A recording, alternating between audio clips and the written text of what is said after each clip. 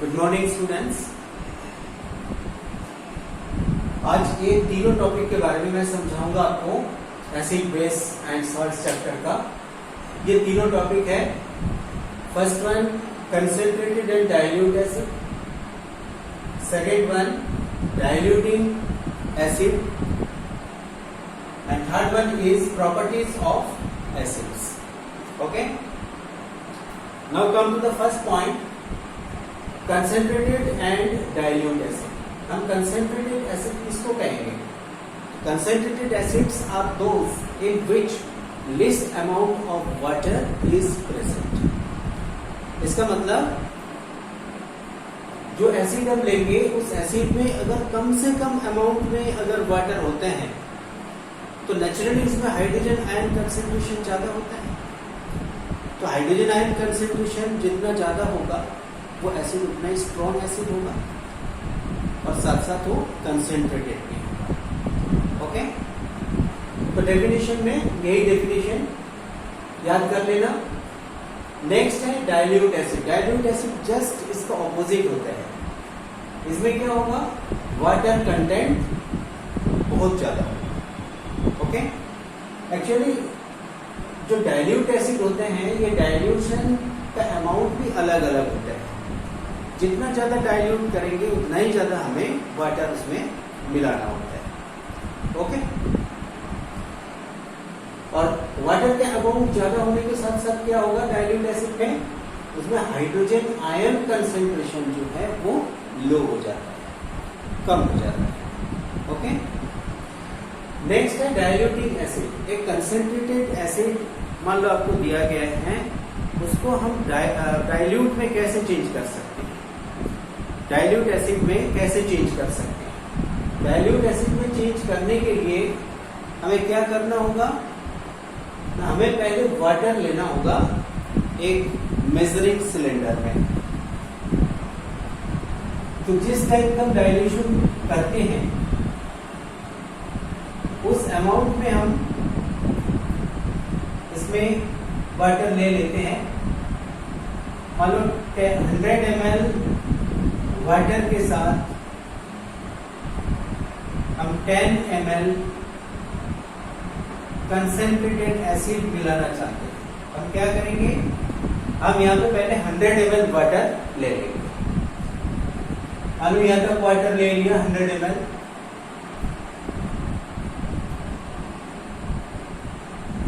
Water लेने के बाद जो 10 ml कंसेंट्रेटेड एसिड है इनको एक बार में नहीं डालेंगे, हम धीरे धीरे ड्रॉप वाइज डालेंगे। इसमें इस साइड से drop wise 10 ml concentrated acid हम इसमें ऐड करेंगे। तो add concentrated acid drop wise, एक बार में नहीं करेंगे। एक्चुअली ऐसा क्यों करते हैं? यहाँ पे उल्टा प्रोसेस क्यों नहीं करते? यहाँ पे एसिड लेके हम उसमें पानी क्यों नहीं डालते हैं? उसमें क्या होता है, ज्यादातर केस में जब कंसेंट्रेटेड सल्फ्यूरिक एसिड लेते हैं और उसमें अगर वाटर डाल देते हैं तो क्या होगा? उसमें एक एक्सप्लोसिव मिक्सचर बन जाता है। उसमें इतना ज्यादा हीट एनर्जी प्रोड्यूस होती है जिससे एसिड बाहर की तरफ स्प्लैश आउट हो जाता है। बाहर की तरफ जब स्प्लैश होते हैं तो वो हमारे बॉडी के कांटेक्ट में भी आ सकते हैं। बॉडी की तरफ अगर आ जाए, बॉडी के कांटेक्ट में अगर आ जाए तो क्या होगा? तो उसमें एसिड बर्न हो सकते हैं। तो इस टाइप का एक्सीडेंट को अवॉइड करने के लिए कंसेंट्रेटेड एसिड में हम कभी वाटर ऐड नहीं करते। पहले हम वाटर ले लेते हैं ज्यादा से ज्यादा अमाउंट में और उसमें कम से कम अमाउंट जो कंसेंट्रेटेड एसिड जो ऐड करना होता है उस एसिड को ड्रॉप वाइज हम ऐड करते हैं। उसमें भी हीट एनर्जी प्रोड्यूस होती है, लेकिन धीरे धीरे एसिड ऐड करने के लिए यहाँ पे जो हीट एनर्जी प्रोड्यूस होती है उसका रेट बहुत कम हो जाते हैं और उस हीट एनर्जी को एक्सेस अमाउंट में जो वाटर लेते हैं वो एब्जॉर्ब कर लेते हैं और उससे जो मिक्सचर बनते हैं उस मिक्सचर का टेम्परेचर अचानक से नहीं बढ़ते हैं, धीरे धीरे बढ़ते हैं और उससे वो स्प्लैश्ड आउट नहीं होता है, बाहर की तरफ आ नहीं पाता है, हम इससे एक्सीडेंट को अवॉइड कर सकते हैं। ओके, और इसलिए हम कोई भी कंसंट्रेटेड एसिड जो होते हैं उसमें उसको जब हम डाइल्यूट करते हैं, पहले हम वाटर ले लेते हैं और उस वाटर में धीरे धीरे कंसंट्रेटेड एसिड को ऐड करते हैं। ओके, और next topic is properties of acid. Properties of acid, first property, acids are sour in test. कोई भी एसिड उसके अंदर या उसमें कौन सा टेस्ट होते हैं? सोर टेस्ट, खट्टा होते हैं। डेली लाइफ में एक्सपीरियंस होते हैं जब आप साइट्रिक या साइट्रस फ्रूट कोई लेते हो, जैसे मान लो लेमन वगैरह लेते हो, खट्टा होता है। जब आप दही लेते हो उसमें लैक्टिक एसिड होते हैं, ये ऑर्गेनिक एसिड। तो ऑर्गेनिक एसिड को हम टेस्ट करके देख सकते हैं क्योंकि ये वीक एसिड होते हैं। इनऑर्गेनिक एसिड बहुत ही स्ट्रॉन्ग होते हैं, उनको कभी टेस्ट करके हम नहीं देख सकते। Okay, next, acids turns blue litmus red. ये पहले ही कहा गया था इंडिकेटर में, कोई भी एसिड हो वो ब्लू लिटमस को किसमें चेंज करते हैं? रेड लिटमस में चेंज कर देते हैं। ब्लू लिटमस पेपर फॉर्म में ले सकते हो या लिक्विड फॉर्म में भी ले सकते हो। कोई भी फॉर्म हो, एसिड्स होगा तो ब्लू लिटमस को रेड लिटमस में चेंज कर देते हैं। Next topic is next point is acid solutions conduct electricity. Acid solutions conduct electricity. That means acid solutions act as electrolyte. Acid solutions act as electrolyte. कोई भी acid आप ले लो, जैसे मान लो आप HCl ले लिया, हाइड्रोक्लोरिक एसिड। जब इसको पानी में घुलते हैं ये H प्लस और Cl माइनस आयन देते हैं,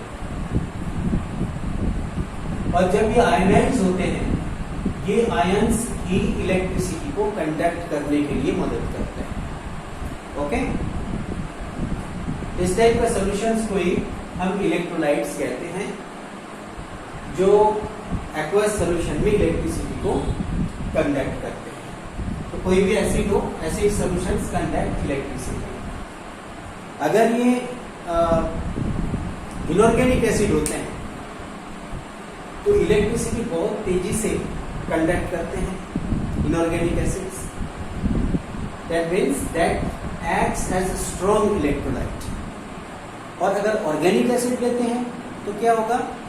वो धीरे धीरे इलेक्ट्रिसिटी को कंडक्ट करेगा और इसलिए वो वीक इलेक्ट्रोलाइट हो जाता है। Next point, acid reacts with metal to form hydrogen gas. सभी मेटल एसिड के साथ रिएक्शन नहीं करते हैं।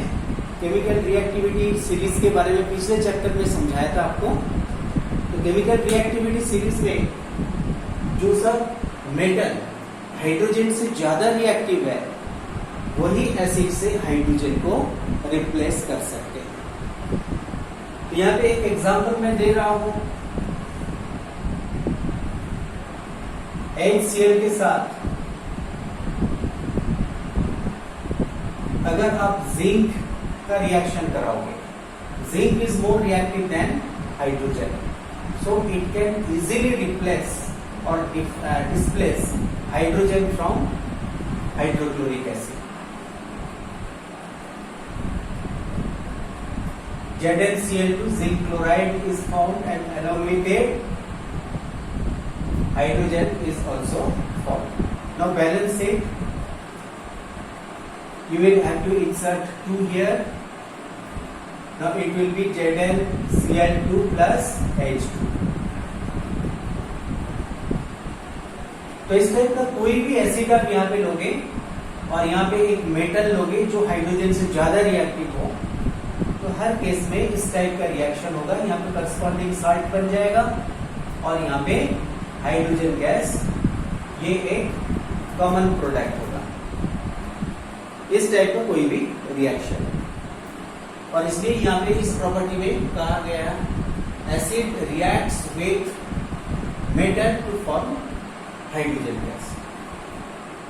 Next point is acids reacts with carbonates और hydrogen carbonates to form carbon dioxide. सिर्फ कार्बन डाइऑक्साइड नहीं बनता है, कार्बन डाइऑक्साइड के साथ साथ और दो प्रोडक्ट बनते हैं। उसका एग्जाम्पल दिया मैंने, और इस एग्जाम्पल में यहां पे आप देख सकते हो कार्बोनेट साल्ट के रूप में सोडियम कार्बोनेट लिया है और उसके साथ एक एसिड हाइड्रोक्लोरिक एसिड लिया है। तो इन दोनों का अगर रिएक्शन हो, इस रिएक्शन से क्या बनता है, सोडियम क्लोराइड बनेगा, कार्बन डाइऑक्साइड गैस बनेगा और वाटर बनेगा। तो कार्बन डाइऑक्साइड गैस यहाँ पे कॉमन है। यहाँ पे कार्बोनेट कंपाउंड लोगे या बाइकार्बोनेट कंपाउंड लोगे तो दोनों में एक ही टाइप का रिएक्शन होते हैं और इसमें कॉमन प्रोडक्ट जो होते हैं, कॉमन प्रोडक्ट यहाँ पे कार्बन डाइऑक्साइड होते हैं और वाटर होता है। तो कार्बोनेट कंपाउंड से कार्बन डाइऑक्साइड बनेगा ही बनेगा जब वो एसिड के साथ रिएक्शन करते हैं। ओके, नेक्स्ट, इस कार्बन डाइऑक्साइड गैस को हम कैसे पहचानेंगे? कार्बन डाइऑक्साइड गैस को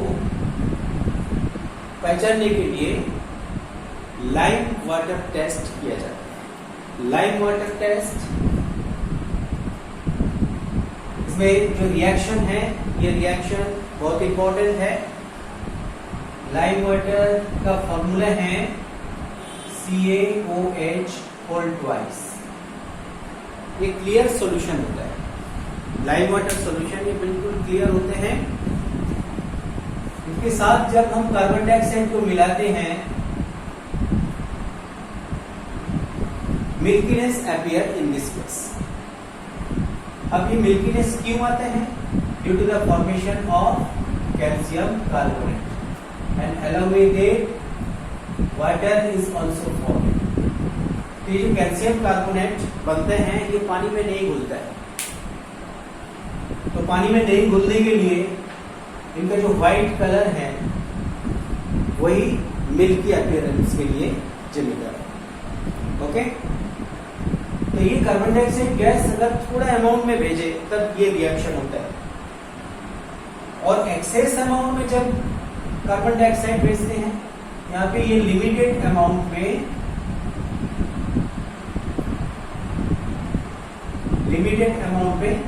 कार्बन डाइऑक्साइड को भेजते हैं, तब ये मिल्की अपीयरेंस होता है due to the formation of calcium carbonate. अब जब एक्सेस अमाउंट में CO2 को भेजते हैं तब क्या होगा, उसका रिएक्शन भी आप देख लो। तो फर्स्ट स्टेप में ये प्रोडक्ट्स बन जाते हैं। जब एक्सेस अमाउंट में हम भेजेंगे बहुत देर से, तो फर्स्ट स्टेप में ये प्रोडक्ट बन जाते हैं। तो सेकेंड स्टेज में जब हम CO2 को भेजते हैं, फर्स्ट स्टेप का जो प्रोडक्ट होते हैं उसके साथ CO2 रिएक्शन करते हैं। तो सेकेंड स्टेज में जो रिएक्शन होते हैं, फर्स्ट स्टेज का प्रोडक्ट्स और उसके साथ जो एक्सेस अमाउंट में CO2 पास करवाते हैं, वो एक्सेस अमाउंट ऑफ CO2 का रिएक्शन से जो प्रोडक्ट बनेगा वो होता है calcium bicarbonate, CaHCO3 whole twice. ये जो कैल्शियम बाइकार्बोनेट, इसका प्रॉपर्टी है ये पानी में घुल जाता है। तो पानी में घुल जाए तो क्या होगा, और ये कलरलेस होते हैं, और ये पानी में घुलने के लिए सॉल्यूशन फिर कलरलेस हो जाता है, वाटरी कलर आ जाता है। ओके, तो फर्स्ट स्टेज में मिल्की अपीयरेंस और सेकेंड स्टेज में मिल्की अपीयरेंस क्या होता है, कलरलेस होने के लिए डिसअपीयर हो जाता है। तो इस ऑब्जर्वेशन से ही हम कार्बन डाइऑक्साइड गैस को पहचान सकते हैं। ओके, तो यहाँ पे एक जो हाइड्रोजन गैस प्रोड्यूस हुआ था, ऐसे reacts with metal to form hydrogen gas, जो 4th पॉइंट में समझाया था। तो इस हाइड्रोजन गैस को पहचानने का क्या तरीका है? हाइड्रोजन गैस को हम पॉप साउंड से पहचानते हैं। एक्चुअली हाइड्रोजन गैस ये हाईली कंबस्टेबल गैस है। तो अगर फायर के कांटेक्ट में अगर ये हाइड्रोजन गैस आ जाए तो हाइड्रोजन गैस में आग लग जाती है और बहुत तेजी से कंबशन होता है, मीन्स हाइड्रोजन गैस का एक्सप्लोशन होता है। तो एक्सप्लोसिव साउंड को ही हम इस केस में पॉप साउंड बोलते हैं। तो उस पॉप साउंड से ही हम हाइड्रोजन गैस को आइडेंटिफाई कर सकते हैं। ओके, तो 5 पॉइंट्स है। 5 पॉइंट्स के साथ साथ और कुछ पॉइंट्स है प्रॉपर्टीज ऑफ एसिड्स में, वो मैं आपको कल समझाऊंगा। और एक बात है, जो कोई स्टूडेंट्स का फोन आते हैं तो सर नोट्स हम कैसे लिखें, उसके बारे में मैं बोल देता हूं, ध्यान से सुन लो। जो बोर्ड में लिखा हुआ है इसी को ही अब नोट्स फॉर्म में लिख लेना। बुक में जो पेजेस हैं उसको तो लाइन वाइज पढ़ना ही है, क्योंकि हमें पता नहीं है कौन सा लाइन से क्वेश्चन दे दें। सिर्फ नोट्स पढ़ने से नहीं चलेगा। नोट्स जस्ट एक गाइडलाइन है, जो कौन कौन टॉपिक आपको पढ़ना है, याद करना है। बाकी जो कंप्लीट स्टडी है वो आपको जो PDF पेजेस में जो हम भेजेंगे उसको लाइन वाइज आप पढ़ लेना। Okay, thank you.